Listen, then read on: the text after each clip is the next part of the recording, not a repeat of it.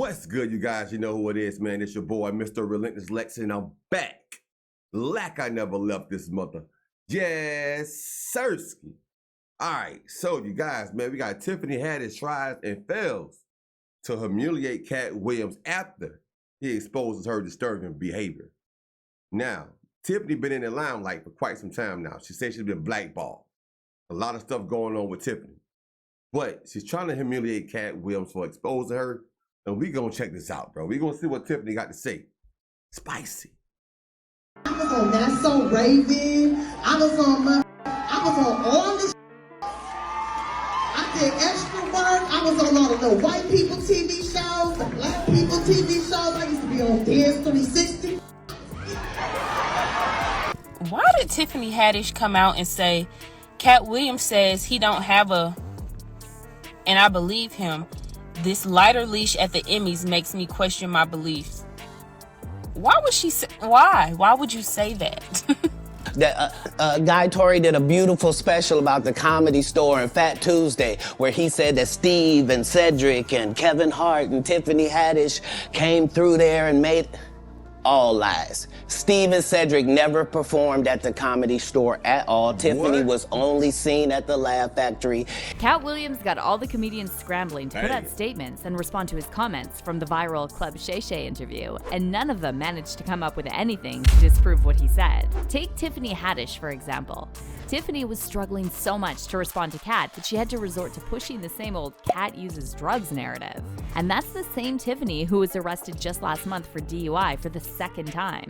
So when fans called out Tiffany for trying to smear Katt's name when she's the one with substance issues, Tiffany tried another strategy and responded to Katt during her recent stand-up show. However, it looks like she only proved his point, because fans are saying that the idea of an industry plant definitely rings true with what Katt Williams said and how both Tiffany and Kevin Hart's careers took off.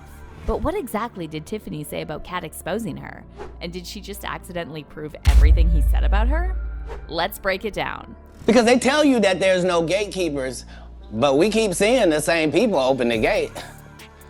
Didn't Kevin open the gate and let Tiffany in? Tiffany Haddish is the latest comedian to respond to Katt Williams' explosive interview on Shannon Sharpe's Club Shay Shay podcast. And though Tiffany had a lot to say, her response didn't really land well with fans, and they're saying all she did was prove Katt's whole point. On Club Shay Shay, Katt Williams aired his grievances about what he sees as a rewriting of history. And according to him, there's this whole narrative being painted in the comedy words that's far from the truth. Katt highlighted Guy Tori's special, where Tori mentioned people like Steve Harvey, Cedric the Entertainer, Kevin Hart, and Tiffany Haddish coming through specific venues, which Katt claims is all lies.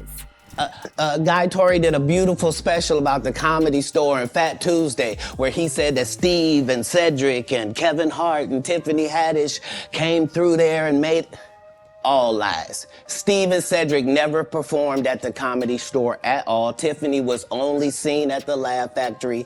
In 15 years in Hollywood, no one in Hollywood has a memory of going to a sold-out Kevin Hart show. Katt also claimed industry gatekeepers are a real thing, citing Kevin opening the door for Tiffany.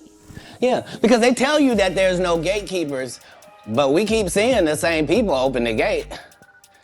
Didn't Kevin open the gate and let Tiffany in? Ain't he now opening it up for, don't such and such open the gate? What do you mean ain't no gatekeepers?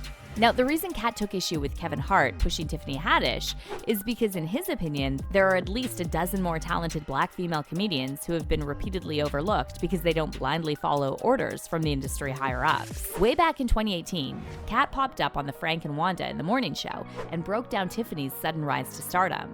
Katt talked about how Netflix picks comedians for their specials, getting into the nitty-gritty of their criteria.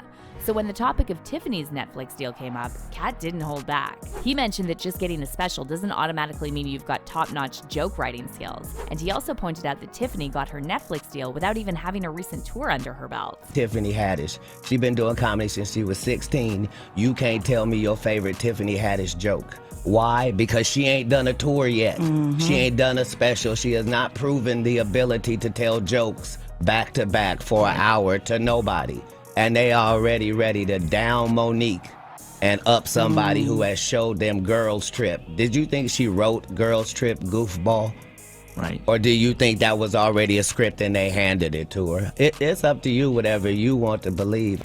Katt went further, shining a spotlight on the systemic issue of major media companies sidelining super talented black female comedians, and he couldn't help but notice that Tiffany, despite her lack of joke writing skills, kept getting pushed into the limelight with a massive promotion. She passed 46 female black comedians that I know personally that I put on tour who have a hard time getting a chicken sandwich from Chick-fil-A after they headlined 7 shows at a club for $2,500 a week. So during this whole back and forth, Wanda Smith stepped up to defend Tiffany, saying people love her because she's just so real.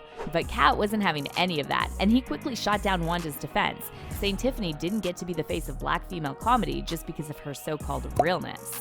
But people like real, and that's why they like her. Is that what they like? They love realness. Oh, because everybody's real then. So don't trip. No, they like Wherever Tiffany you Haddish at under the sound of my voice, real. do you have a real co-worker? Right. Do you have a ratchet friend? Do you have a sister? Do you have a cousin? Do you have a nephew? Do you have a niece? Is they so ghetto? When did that become marketable? Knock it off. They like her because she want to sleep with a white man. That's why the only thing she said was, I want to give it to Brad Pitt. Katt kept the momentum going by bringing up another crucial point: how the entertainment industry tends to consistently overlook black female comedians with darker skin tones. We are in the only business where, as a black woman, what you look like is not supposed to be held against you. And time again, they show you that you can be sidetracked by anything light-skinned. Now, back then, Katt received a lot of backlash, and people accused him of hating on Tiffany out of jealousy. And then Tiffany appeared with Kevin Hart on The Breakfast Club, and Kevin went off on Katt, claiming he's just bitter because he allowed his substance use to interfere with his career. My sister light, because you're not happy with your It's earned, it's not given. I don't give a if you're a Tiffany Haddish fan or not. It's earned. Tiffany Haddish got years in the game. It's not an accident that Tiffany Haddish got an opportunity to star in a movie. It's not an accident that that character popped in the movie. Written or not written, a character has to pop it. And he even acknowledged the years that you put in before that. Now I want to ask That's you, what's so Tiffany, because contradictory you were about very it. classy in your response on social media, because the first thing I thought was, that's effed up. What's Tiffany going to say? Because that has to be hurtful when somebody says something like that. Especially, I'm sure you were a fan of his, at some point. I still am a fan of his. I think he's hilarious. But Katt didn't waste a moment to clap back at Kevin's comments.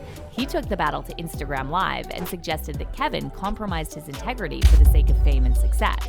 For the last few years, like, Kevin been pretending like he been world touring. That ain't been world touring. That been everywhere but here. That is all through Saskatchewan. That got 30 shows in Saskatchewan, 19 shows in Russia. He then going over to Brazil for 1 show. Then he goes to Greece and anywhere but coming through these hoods. You dig? So while he wasn't there and off making 85 million, I was over here not making 85 million. But it's all good. I don't mind $1 million a month and keeping my soul. But there's another reason why fans are side-eyeing Tiffany Haddish and thinking she might be an industry plant, and it's all tied to how quickly she bounced back from allegations about her inappropriate behavior to children. Back in August 2022, Tiffany and comedian Aries Spears were sued for the alleged grooming and essay of 2 minors. The lawsuit was filed by a brother and sister, and according to documents obtained by TMZ, when the sister was 14 and her brother was 7, Tiffany and Aries pressured them to film inappropriate skits, while the brother also alleged he was SA'd. Following a ton of heat and backlash, Tiffany finally spoke up about these allegations in an Instagram post and wrote, "Clearly, while this sketch was intended to be comedic, it wasn't funny at all, and I deeply regret having agreed to act in it. I really look forward to being able to share a lot more about this situation as soon as I can."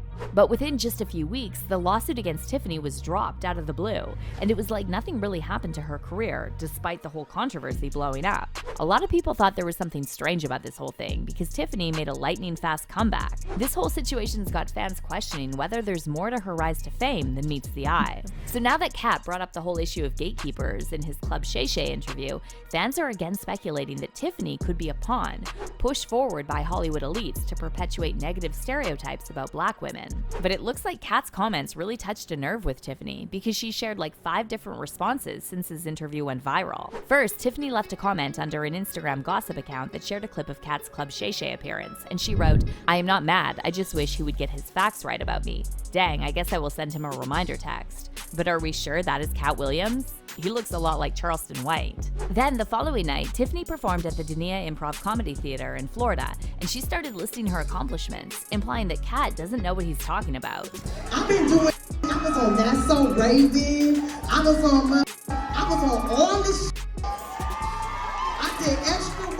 I was on all of the white people TV shows, the black people TV shows. But Tiffany didn't stop there. She also took to her Instagram stories to share a photo with Katt taken at the 2018 Emmys and poke fun at Katt's lighter leash, implying that he has a substance problem.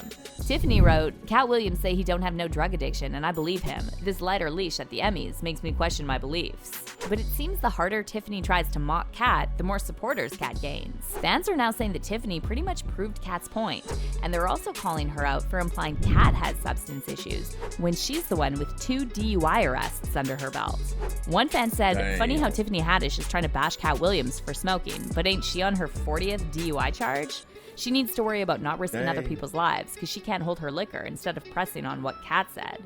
And another person wrote, "Katt really got Tiffany Haddish reading her own resume on stage. And you realize a couple of things. He didn't lie, her resume is really thin, and she really only has one pitch as a comic.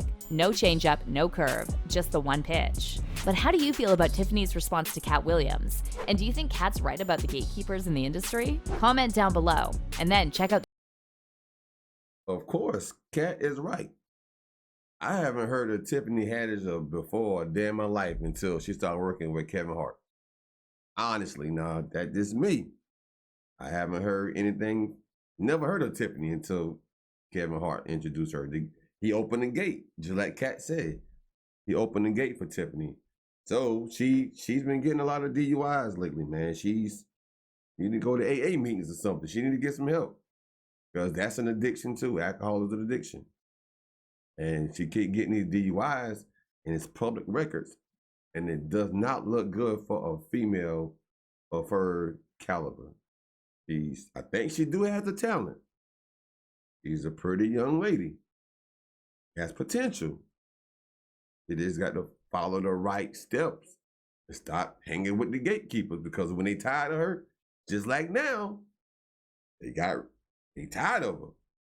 So they used her. They used her just like they do everybody else. She must have pissed somebody off that was opening the gate for her. Kevin did all he can do, and now Katt exposing everything. And it is what it is. Y'all pray for Tip, man. Tip, we over here praying for you, Tip. We want you to win. We want you to win over here, man. We want you to win.